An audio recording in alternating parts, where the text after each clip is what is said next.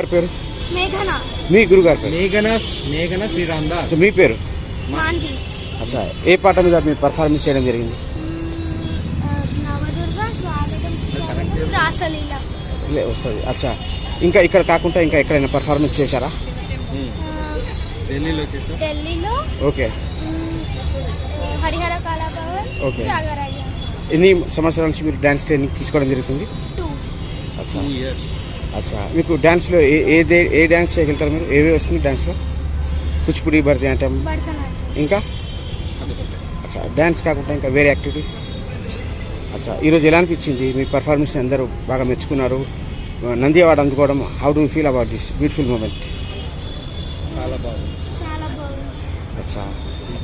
అచ్చా, ఇంకా మీ డ్రీమ్ ఏంది? మీ పెద్దయ్యాక ఏమి అవ్వాలనుకుంటున్నారు? ఏమనుకున్నారు? ఏమవ్వాలనుకున్నారు? Doctor, engineer, dancer? కలెక్టర్.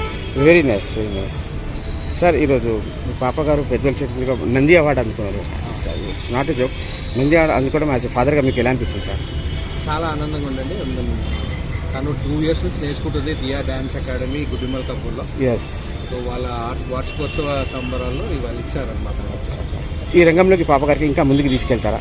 తీసుకెళ్తాం. పాప ఇంట్రెస్ట్ ఉంది అని పక్కా తీసుకెళ్తామండి. పాప గారు కలెక్టర్ కావాలని తన ఒపీనియన్ చెప్పారు. మీ సపోర్ట్ పాటు దీన్ని కూడా సపోర్ట్ చేస్తూ మన ప్రాచీన భారతీయ నాట్యాన్ని ప్రోత్సహిస్తూ. ఎస్.